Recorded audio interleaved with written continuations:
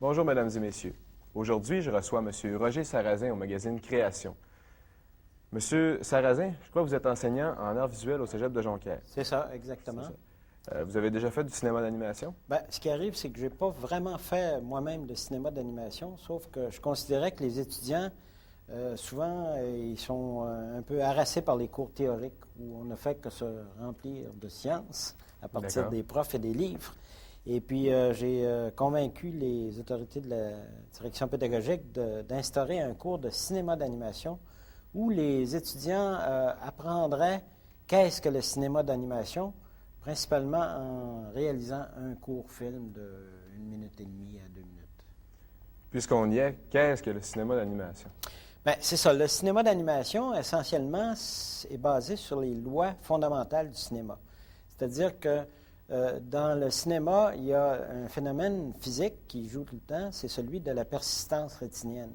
C'est-à-dire que pour 1 seconde de film projeté, à ce moment-là, on a 24 images qu'on appelle des cadres, et puis qui sont successivement projetées devant vous, avec intercalé un obturateur qui fait le noir entre chaque image. En fin de compte, c'est 24 photos qu'on passe extrêmement si, par vite, exemple, là, 24 par seconde. Exactement. Si vous voyez, je ne sais pas moi, ma main qui descend pendant 1 seconde à l'écran, c'est-à-dire qu'une seconde de film projeté, à ce moment-là, les cadres vont montrer, si on les regarde un par un, ma main comme ça, 24 fois avec le mouvement progressif. De telle sorte que quand on regarde la projection, ça a l'air, on est convaincu que c'est du mouvement continu. Alors, on triche notre cerveau, on triche notre perception. Exactement. C'est à la fois une belle faiblesse et une belle réussite que d'avoir cette persistance rétinienne. D'accord. Qu'est-ce qu'on peut animer en cinéma d'animation? En cinéma d'animation, théoriquement, il n'y a pas de limite. Je veux dire, c'est peut-être le domaine du cinéma où on a à la fois tout inventé et rien inventé encore. C'est comme l'imaginaire. Tout ce que vous pouvez imaginer qui peut être mis en mouvement peut être mis en cinéma d'animation. Je peux vous donner un exemple très simple.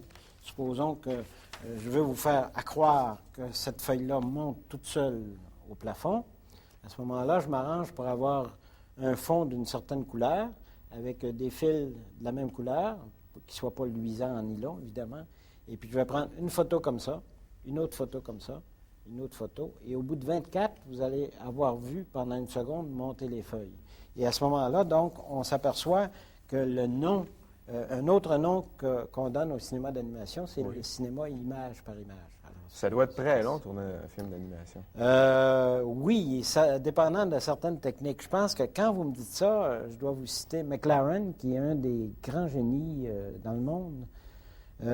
Toute l'œuvre de McLaren, et même en comptant les derniers films qui n'utilisent pas les techniques d'animation conventionnelles, mais des moyens électroniques, entre autres, si on compte toute l'œuvre de McLaren, toute une vie s'est passée dans une œuvre qui dure moins de 7 heures. Ah oui? Ah oui. Vous parliez de choses qu'on peut animer, de choses électroniques, tout ça. C'est quoi les techniques de base là, du cinéma d'animation? Les techniques de base, je dirais que les techniques, j'ose dire que c'est presque secondaire. Ce qui est le plus important de tout, à la limite, vous auriez une petite caméra Super 8 qui fonctionne bien et qu'on peut faire fonctionner image par image. Et vous êtes aussi bien équipé qu'avec les plus grands studios. Évidemment, le résultat va être en conséquence. Okay. Mais tout ça pour dire que le cinéma d'animation, c'est d'abord et avant tout la compréhension du mouvement et de toutes ses caractéristiques. Justement, je crois que nous avons quelques images sur les sortes de matières qu'on peut animer. Puis les techniques si vous prenez par exemple ceci et que je le fasse tourner, évidemment que le côté tourne plus vite que le centre. D'accord. Alors à partir de ce moment-là, vous comprenez que si on comprend ça, on peut faire de l'animation. Et si on ne comprend pas le mouvement, on ne peut pas réussir. OK. Regardons nos quelques images. Très bien.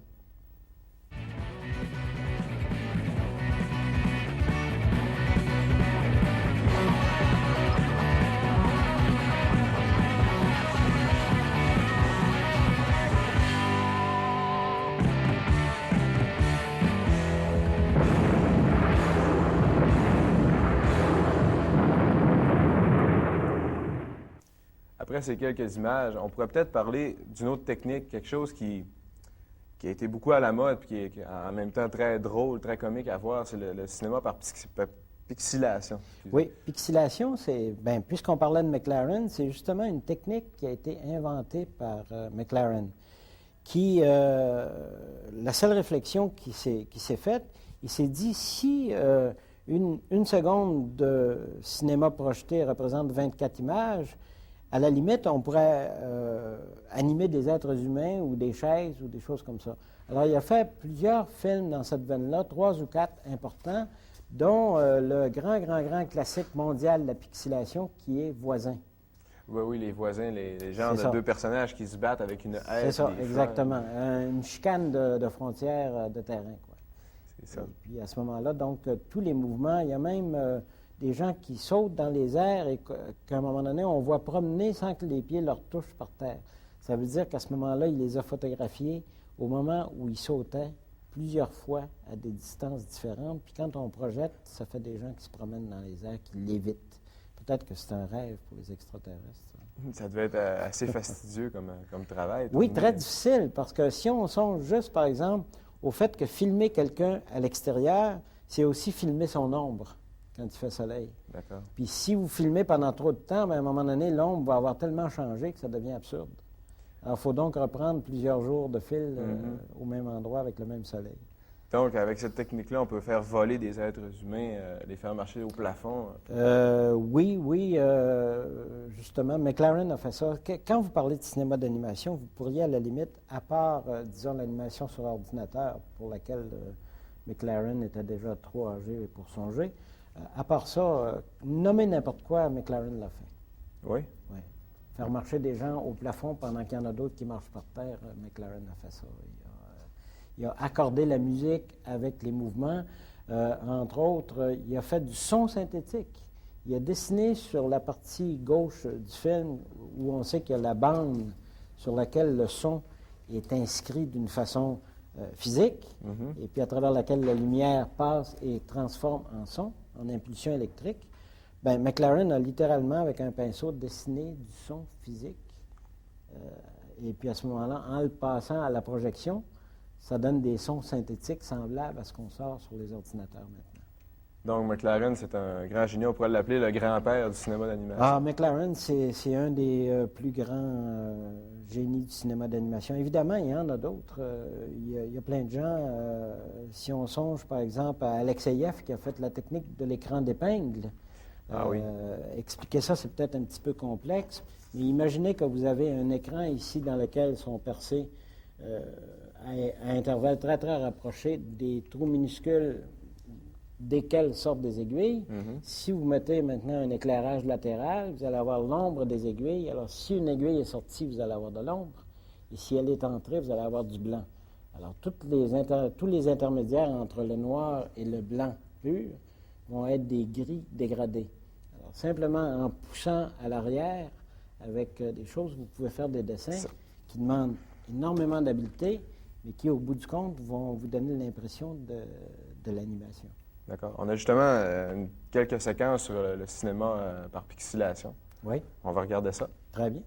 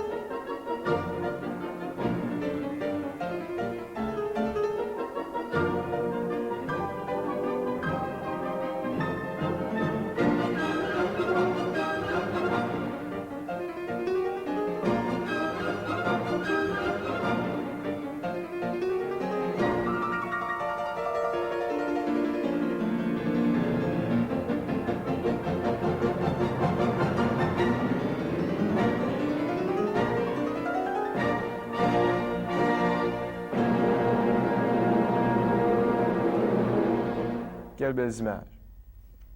On ne peut rien dire de plus après ça. Maintenant, je sais que M. Walt Disney a inventé une technique d'animation qui est rendue maintenant très célèbre, qui a fait la renommée des films d'animation de Walt Disney. Oui, c'est ça, c'est le cinéma sur acétate. Écoutez, quand on parle de cinéma d'animation ou d'autres formes de cinéma, c'est toujours un peu pareil. Ici, c'est M. Léon Brassard, il y a quelques années, qui avait fait un film à la Walt Disney. C'est-à-dire que vous avez ce qu'on appelle en bon français un storyboard. En petites images signifiantes, vous avez toutes les parties du film qui sont là-dessus. C'est les scènes majeures du film. Exactement. Maintenant, ici, vous avez une acétate. Je ne sais pas, ça va peut-être luire à la caméra, mais vous allez voir d'autant mieux. Ce qui est en noir est dessiné par-dessus et la gouache spécifique pour acétate est appliquée à l'arrière. Ce qui fait que si vous placez comme ça sur une table transparente, vous pouvez ajouter plusieurs images et les faire circuler dans des directions différentes et donner l'illusion de mouvement, comme Popeye qui marche et qui passe devant la maison d'Olive. Et puis Olive qui sort par la fenêtre et qui fait bonjour. 3 acétates qu'on met les unes par-dessus les autres. D'accord. Mais il y a maintenant aussi le cinéma d'animation par ordinateur qui est en train de révolutionner toutes les techniques connues jusqu'à maintenant. Ah oui, c'est tout à fait évident que là, on a juste à peine dépassé la préhistoire du cinéma d'animation. C'est-à-dire qu'au début, on ne pouvait animer que bidimensionnel. À un moment donné, on a commencé à animer un peu en transparence. Et maintenant, on arrive à faire de l'animation tridimensionnelle avec toutes les illusions que le cinéma d'animation peut créer. Et avec des couleurs incroyablement diversifiées parce que vous savez le nombre de milliers de couleurs qu'un ordinateur de grande qualité peut produire. Je crois que ça monte jusqu'à 16 millions de couleurs. C'est incroyable. Et puis ensuite, c'est qu'il y a beaucoup de choses fastidieuses, comme par exemple les dessins qui étaient faits entre les mouvements. Dans l'ordinateur, on peut programmer un mouvement premier et un deuxième, et l'ordinateur va faire tout seul les autres. Justement, j'en fais un petit peu, moi, chez moi, et on a quelques images qu'on va regarder dès maintenant de C'est ça. Pour une fois qu'un animateur sait de quoi il parle.